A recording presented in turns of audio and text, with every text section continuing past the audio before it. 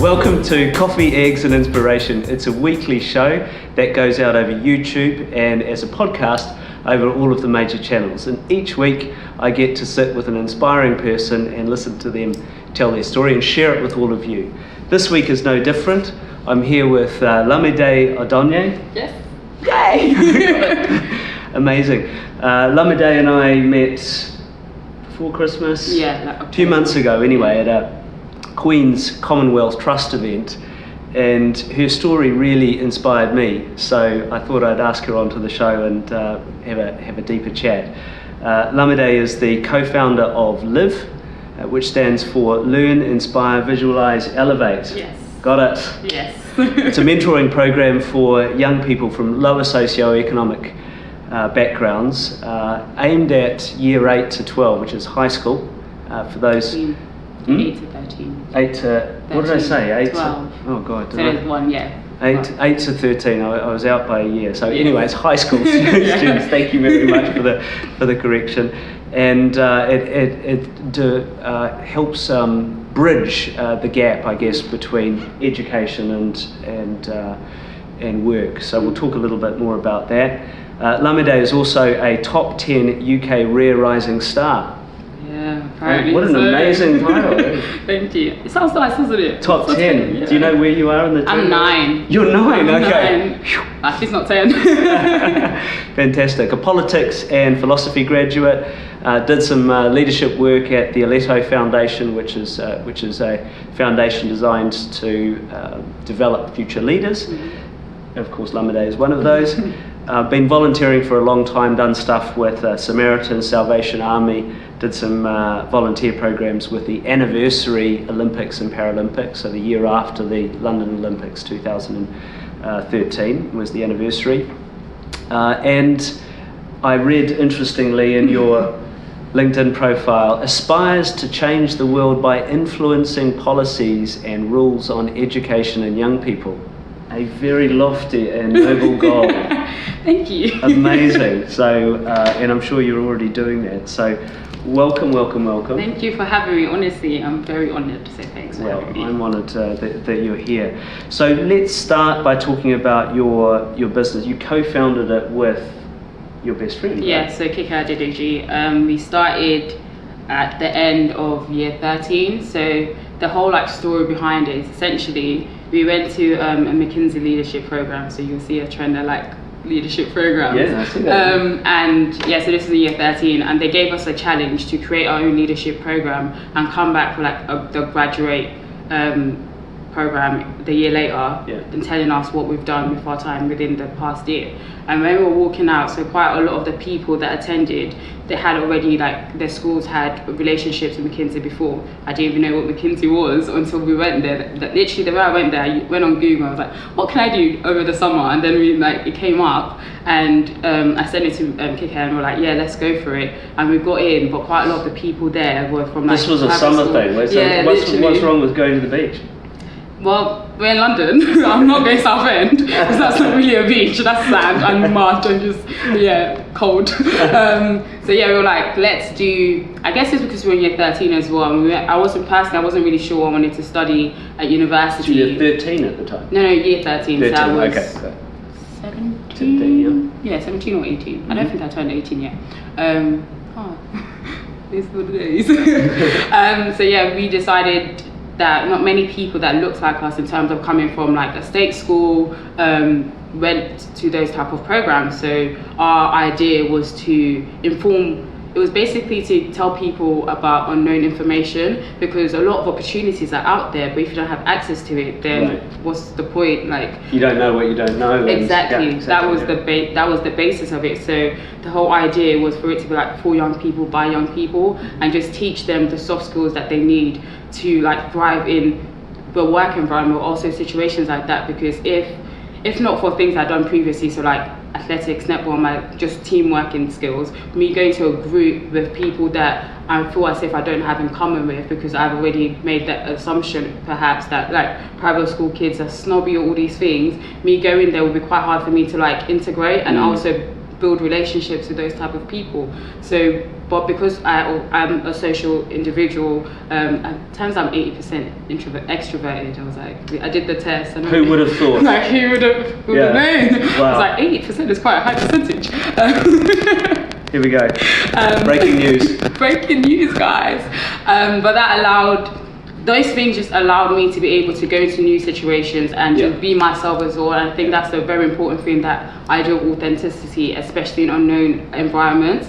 And those were the things that we believe that if you give other people exposure to, they will be able to do the same as well. So things like networking, things like teamwork, things like professional etiquette, like how do you actually behave at like an interview, how can you also ask the interviewer questions and also show that you're interested without just regurgitating all the things that you've read online or on their website essentially. So with Live, we teach them the soft skills, and we started so this was like summer 2015, and then we started in January 2016, which is crazy, it's like 4 years ago, and we literally had like 3 mentees in my church, just like meeting bi-weekly, so twice every 2 weeks. And teaching them different soft skills. So 1 week it could be on motivation, the next week it could be on revision techniques. And this is you and your co-founder? Yeah, so we came up with all the content, and we had like different mentees that were like our friends, but obviously like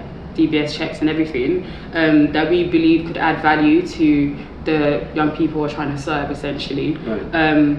And since then it's been crazy because you've just grown a lot, and sometimes I guess it's like, do not despise the small beginnings, because sometimes you're just like, I want to be everywhere, I want to take over England, take over the world. But it's like being able to see from three mentees to work with over like 120 young people over the past 4 years, and seeing how it's grown and developed. So like 120 over the last 4 years. Yeah. Well, that's a real scale. Yeah, honestly, like from 3 to 120, and like affecting it's a lot still of lives. growing. Yeah, so it's been very encouraging to hear like the results of it as well. Not even, to me, it's not even about the numbers, it's more about the people's lives that we're able to touch. Like even today on my way here, one of my mentees, who's now literally my friend, and she's gone off to uni as well, and she just comes to our workshop.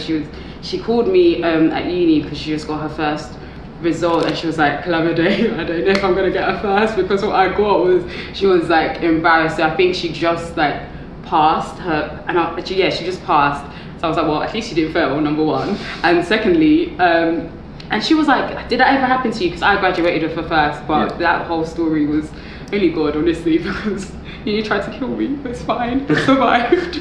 And I was like, yes, literally, my first assignment, I literally had to beg my lecturer, like, please remark it, because I know I'm smarter than this. Like, the grade that I got was not reflecting what I believe to be my intelligence. So amazing. I had to just like share with her, because I guess when people put you on a pedestal in a way, or they see the end goal, they don't realize the journey that it took you to get there. That's a really good point. So I was like, honestly, I too got probably worse than you in my first assignment, and then today she sent me a VN saying that in her next assignment she got a first. I was like, how can you go from just passing to a first? And she said, and I think it's because of the conversation I had with you as well, because you were just able to encourage me and tell me. Good kudos. Like, thank you. I think, to be honest, I was just being honest, like with her, telling her that honestly, what you learn at A-levels, what in terms of like essay based or writing essays, and what you learn at university, those are two different skills. Like essay writing in university and essay writing in A-levels are not the same. Like I had to relearn how to write an essay, and I thought my English was pretty good. I thought I could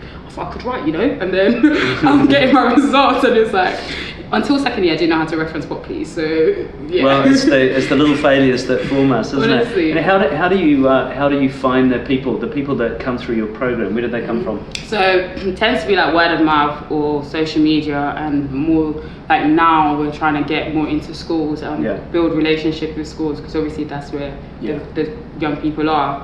So And how, if a school or a young person watching this now wants to get involved, how do they do that? Follow us on our social media, so at live_mentoring, so that's on Twitter and Instagram. Links below. Yes, and you can send us an email as well at liveenquiries@outlook.com.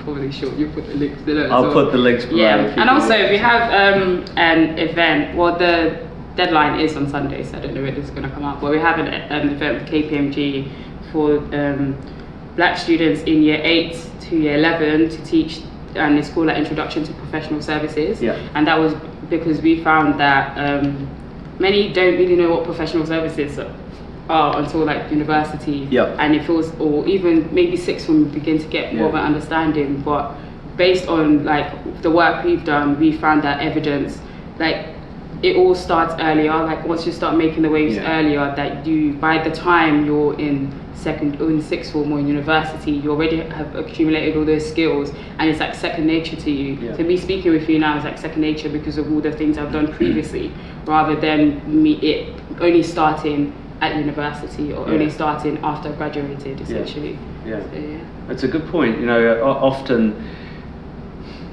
education, whether it's high school or after that, is sort of some sort of preparation event where, you know, why? I mean, why wait? Why isn't there experience woven in? Do you have a view on that? Oh, I have many views. So I think with that, it's weird because I feel as if some people, so I did philosophy, and I think that everybody in this whole world should do philosophy, at least a module in philosophy, because firstly you learn how to think. Did you do a broad spectrum? What type of philosophy? Yeah, so it was like theory, so we learned like Nietzsche, we learned about the theory of like the mind and brain in a van, and you actually a human being, and all those things that like can get somewhat metaphysics. And then we did like meta ethics as well, but also my favorite module was in final year, and it was on, what was it? I think it was existentialism and phenomenology, and the whole idea of like wholeheartedness and all these things. But to me, is how I was able to apply it to my own life.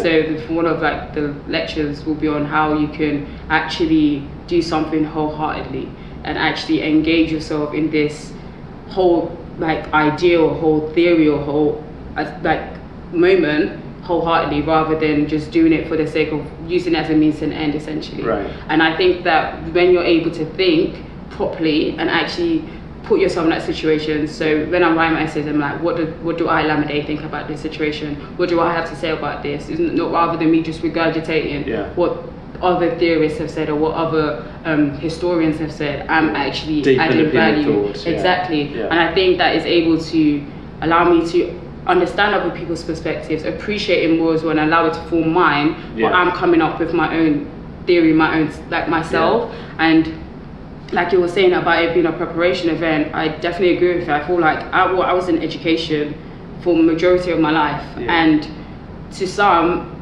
like when you leave, is now like, now what, does life end? Because you were told that, so let's say during secondary school to sixth, even from nursery perhaps, or even from primary school, you're told you need to go to university, you need to go to university, you need to go to university, and everybody's telling you that. Your parents, your teachers, only 30% of the population in the UK go to university. Which is really, I didn't know that, that's fascinating. Yeah, but you need to get a job perhaps, if not university, you need to get a job. And it's like, okay, so you believe that's all you need to do, and you work towards all of that, and you do go to university, and you're now like, okay, now what? Because no one has actually prepared you what to do at university or what to do after university. They just told you, to me, the analogy I would do is like they'll tell you you need to make it to the starting line, but no one has actually taught you how to run. They just told you need to make it to the starting line. They don't tell you what techniques you need to do. They don't teach you how to like run, how to actually run for 100 meters, all the different. You're not really trained properly, you're just told you need to get to the starting line. And to me that's very sad, because a lot of people, they might feel it can be a very underwhelming experience, because you've now got to the starting line and it's not that fun, you don't enjoy it, you don't want to be there, but you feel as if you must get there because all maybe the past 10 years. The wrong line or something. I completely agree with that. So here's a challenging question, or a question that may be challenging. What would you change about the education system? I will make it more practical, in a sense that I'm able to apply it to my own life. So I'm not just learning about facts and figures that may be good for some, but is not actually relevant to me. So in a sense that you can learn all the theories and all of this, but if you do not know how to apply it, it's pointless. So I will use chemistry as the perfect example. So I did chemistry at A-levels, and that was purely for the sake of character building, because I failed. But I got a D, but essentially, And the reason was because I knew all the theory, but I didn't know how to apply it in reality. Yeah. And unless you know how to apply the chemistry to different questions that might be asked, because I can memorize all the things, all the formulas, but if I don't know how to apply it, there's no point. Yeah. And the same goes to the education system, that you might know all these things, you might be so smart in theory, but if you do not know how to operate the world, it's completely different game essentially. Like the way it works in school and the way there's a disconnect between the way it is in school and the way it is in reality. Like more people are moving away from formal education, and it also feels as if there's like an unwritten rule that some people, if like your parents may come from an affluent background, know about that you don't. So in the dinner table, you guys, the fact that some people even eat dinner together maybe give them an advantage over those that don't as well. Yeah. And they will be having conversation about world news, about world politics. They're already engaging them in a larger scale outside of school, and they're able to think again about the opinions of a situation themselves. But others are only learning what they're being taught in school, and that also gives them the confidence. Let's say at this dinner table, your dad's friends are there who are much older. You now know how to communicate with them at a higher, like at a different level in comparison to your friends. You speak to them, you use a different language. Exactly. So you're learning like the dynamics between of relationships. So between the way you speak to your friends, between the way you speak to like someone older than you, an adult, more senior position perhaps. So this is what you mean by soft skills in a way. Literally, yeah. So, and even with soft skills, I think is building more. I would always start from building more confidence in young people, because I guess it maybe growing up in Nigeria definitely helped me with that. But like, if you do not believe you can, no matter what I tell you, you don't think you can. Yeah, there's a great quote or saying, and I can't attribute it, but if you think you can, you're right, and if you think you can't, you're right. Yeah, and it's true, and it's like, if you have that confidence to just be audacious with it, just try it. Like even if you were to fail, then cool. But like even the fact that you get graded based on certain things, and if it doesn't meet the arbitrary criteria, then you haven't got the grade. Confidence is a big thing. Exactly. You touched on growing up in Nigeria, and I'd love to talk to you a little bit about that. You were there for the first, I think, 9 years of your life. What was your experience? What did you take away from the? I've just been to Nigeria last year in November. Wonderful place. If you haven't been to Lagos or anywhere else in Nigeria, go. You want to see the future? Go there. Yes. Anyway, so you obviously spent 9 years. Yeah. I was there for a week. Well, like you said, majority of my childhood was spent in Nigeria, and to me, that definitely shaped the way my reality and my perspective towards like life, I guess. And that's because. In what way? Like, we're hustlers in a way. So you're taught to make it work, and you see people on like the street that they are able to make music out of like parts, and like and the joy that they have within them as well is like, it's crazy, because they're just happy. And I feel like me growing up in Nigeria just taught me that like the sky is not even the limit. Like there's footprints on the moon type of thing. Like you go as far as you think you can, and why not try? So I think the whole idea of just being audacious with it, and just like, if you think you can take over the world, then let's go. Like if you think so I believe if I wanted to become an astronaut, I will find a way to get to America and to go to NASA, and I'll find myself. There's sort of an innate. Is that you, Lamide? Is that very typical for a Nigerian person? Maybe it's in my family, so I can't necessarily say it's typical for a Nigerian person. From a family of astronauts, I guess. No, but I think like growing up in Nigeria, but also having the family I have, I can definitely attribute it to my family as well, because they kind of just allowed me to fly, essentially. Like just spread your wings and just do what you want. So like I used to do athletics. I'll wake up at ridiculous times on Saturdays to go training. I'll come back, everyone's still sleeping, but they'll pay for my transport to get there. They'll pay for like my athletics membership. So I think like, so they were enabling, empowering. Exactly, definitely. Yeah, the hustle culture, I really get that. You know, everyone's a market trader, and the music scene there is amazing. You mentioned music and the film, Nollywood, as they call it. You need to shout out to Omatola. Hello. Let's be friends. I think you like me. No, definitely, and I feel like the difference with like when I came to England, I guess it's the fact that I found that some people, they kind of just like settle for what they have or what they get. Like it's kind of, so I feel as if some So this people, is the contrast between Nigeria and, exactly. and the UK. So I feel like some people live life in the default position. So it's kind of just like the life that you're given, you kind of just make it work for you the best they can, but you don't really choose your life for yourself. Some people live life in the default position. Yeah. I like that. Thank you. Yeah, it's the philosophy. Did you just come up with that? Yeah, I did, you know. Well, it's kind of like my mantra as well. Oh, is it? Okay. A little bit like, don't live life in the default position. So what's the motivation? What's the prod you give people who may be in that mindset? I feel like actually take time to know yourself and actually think about what do you want out of life. What are you passionate about? Like my worst dream, or like nightmare, I guess, is to like go to a grave knowing I have so many talents and not giving them my all. Or like my plan is to die empty, like given all the talents that I have, like that's fine. Like, and I think also knowing that, so I did philosophy and my dissertation was basically on like existentialism, and that's like the idea that we can be gone any day. So me living that as my mindset as well is that I don't want to get to a certain age and just be like, oh, I wish I did that, or the fact that you could be gone tomorrow, but there could have been so much more that you could have given to this earth. And it's like the fact that there's only one you, like it's one out of one. There's only one Lamide Odanye. Like you might have the same name as me, you might have the same last name as me, but you're not me. Like honestly.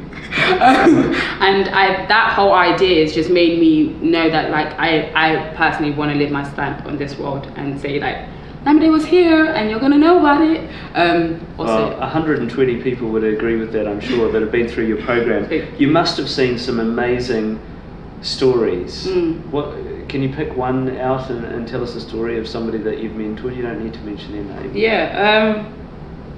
So like one of the people is the one that I mentioned previously, but I think it was one of the girls in the first program that we ever did, and I think in the beginning it felt quite disengaged, as if she didn't really want to be there, as if like her parents were just forcing her to be there. And I guess to me is what she said to me. So initially she was like, oh Lamide, you're weird. And I know I'm weird, but she said it like an insult. And to me it's like, my weirdness is a compliment, it's part of me. So I was like, oh, I don't think she really likes me. I don't think you're weird. Why are you weird? I don't know. I like people. I'm like not weird, I'm not normal. Is the best way to describe it. I don't want to be normal. What do you mean? Exactly. But like her weirdness is like, she's just like, oh yeah, Lamide, you're weird. I was like, okay, well then. And over time we just carried on working with her, and we could see her come out of the show much more.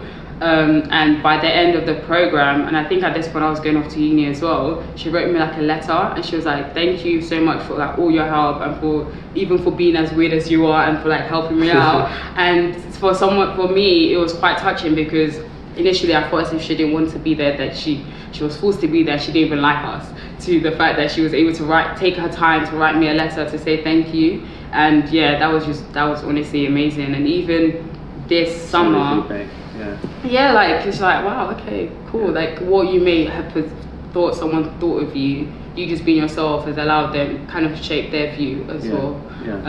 But yeah, even this summer, so we do like a ready for uni event. So that's basically preparing people in year 12, 13 and those going to university for uni, because we found that unless you have an older sibling, or unless you've been like, you know, people that have been to uni yourself, you don't really know how to prepare for it. But if you're the first generation going to university, if you're the eldest child, what is uni like? What is this like alien world? So it was just basically to give other like recent graduates or those currently in university share their experience honestly and just explain what university has been for them and how they can prepare for it essentially.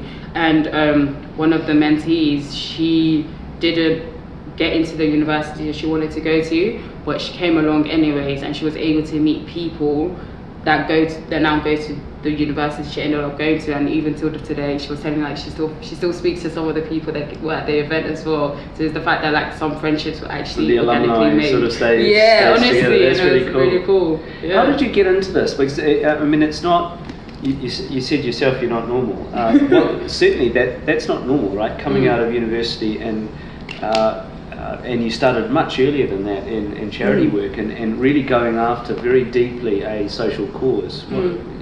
What is it in your life and your makeup that drew you into that? I guess it's the imbalance. So it was very upsetting for me to find that many could be like something really great, but because nobody has showed them how to be great, they're not at that level. So I'm reading the Trevor Noah Born or Crying book. I think that's what it's called. Yeah, and he was saying that you need to give them the tools. You can't just say. So his examples like teach a man how to fish and he'll fish forever. Yeah. But he's like, if you do not give them the fishing rod, how would they know how to fish? Yeah. So it's like you can say all these things, but if you do not show them how to do so, right, then how are they going to be able to do so? So my whole it's because I received it, and I feel that many would be so like audacious or so authentic in themselves if they just received the same amount of like support and care. So like even in secondary school, I had like a school family, it's like a school parent and a school, it was really cute, and they were just able to support me and just push me into the deep end. So like my head of year will be like, oh Lamide, do you want to do an assembly today? It's like, okay, yeah, cool. So I'll go up and be like, hi guys, all these things, and it just definitely helped with my confidence. But it was just the fact that somebody believed in me to just. Who was that? Say, Mr. Rushton. Shout out to you, Miss Perdomo. Mr. Rushton. Honestly. Thank you. No, thank you, honestly. And it was just the whole idea that I was, again, not even just in my family given the freedom to fly, but even at school. And there's some people that may be punished for their boisterousness or how how loud they may be. But if it wasn't, teachers took time to channel my energy properly. Yeah. Exactly. And so guidance, access, information, all of that good stuff. Yeah. Look, there's probably people watching or listening on a podcast who are thinking about where they go next. They may be at school, they may be at university, they may be somebody like me, thinking about the next pivot. Not that's something I'm thinking of, but what advice would you give them? I'll say take time to actually think about what you want out of life and what you have to offer, and don't be shy about it and be all like coy and be like, oh, I don't really have much to offer. You do, like you have talent that only you have, but also think big, like actually think big, like how can you, like I think I can change the world, and I truly believe that. Like think what can you do that no one else can do, and work on that. Like actually do the small things day in, day out. Like with Live, I wake up early and send out emails, or I wake up early and actually plan, okay, what events are we going to do next? How can we do all these things? And for someone that's a big dreamer like me, I had to learn that it starts in the small things. It starts in like the 1%, like what you do every single day, like create habits and create like that mindset. But it all starts with actually believing you can, and having the confidence and the self-assurance that, because some people never like say, yeah, I believe in you too. But firstly, I do believe in you. If you want to take over the world, let's go, we can do it together. And if you want to be an astronaut, let's find you a way to get to NASA, because I believe that you can do so. So if nobody's told you they believe in you, Lamide believes in you. Cool. But yeah, like just and go for it. Like remove the whole idea of failure, because it's going to hold you back. Because like fear is, use that to your advantage. Like feel the fear and do it anyways. Like don't feel like you can doubt it, maybe it won't work, but think the other way, maybe it will work. Like why wouldn't it work? Embrace the fear. It's the tonic of life. Yes, honestly. So okay, I think I hope I've given you practical advice, but in terms of, okay, next step, what do you want to do after uni? Get work experience, I would say. So I was able to come out of uni and go into a job because I've been volunteering since I was 14. Like my CV was impressive to them, but that was because I was doing what I loved, and I was able to pick out what transferable skills I gained from them. So to like you, all these, even when you were reading out all the things I did, it sounded, oh my god, amazing, but it is cool, but more time I was doing it with my friends and because it was fun. But when you're able, it's the way you express what you do to others that can, like, never lie on your CV, because they'll find you out, but make sure you're not downplaying what you've done. Actually say all the things. Yeah, exactly. get experience, and be like, don't just stay in one like lane. Like, explore different options and see what works for you. Some things you might hate. Okay, why do you actually hate it? Is it because it actually forces you to do the work and you're not used to working? Then if that's the case, you actually have to stick it out because you need that grit in you. If you hate it because it's just not for you, then fair enough, try something else. But I would say, like, just get experience. Also get mentors and people that can invest in you as well, and give you practical advice to navigate the different ways of like working, essentially, because secondary school, sixth form, uni, all these things are different to actually working. So they're able to like prepare you better. And for me, what I've learned about adulting, because I'm now like a real adult, like before I was like a quasi-adult, which it really... A quasi-adult, that's a stage in life, I guess. I've actually concluded that the time in university, you think you're an adult, but you're not really, until you actually start working. Preparing to be an adult. Exactly. Like, accept is going to happen. Like, I guess after uni, I didn't know, I just expected myself to like flow, I'll just carry on doing all the things I'm doing. And then I'm working, it's just like, oh man, like I'm an adult with responsibilities, have to pay like big money to get on the tube every day. And it's like, wow. Or that whole idea of actually waking up every day to go to work. And even though you might really enjoy it, like I've never worked for... And you've actually got 2 jobs, right? You haven't actually mentioned this, but we've been talking about your company, but you do work for government. Yeah, right? I do. Work in the government. Yeah, so I've started... It's a very mysterious, deliberately ambiguous... I think she's a spy. I think I'm a spy, but I can't tell you if I'm a spy. Well, you just did though. You think you're a spy. If you think I'm a spy, then perhaps I am, but... You never know until it's time for me to catch you. You couldn't possibly confirm or deny. Fantastic. Look, I think your track record in such a short period of time is truly impressive, and the cause that you're pursuing is particularly inspiring. You've touched 120 lives, and that number builds every day, and I'm sure many others outside that. Lamide, you're an absolute inspiration. Thank you very much for joining me on the show. Thank you for having me.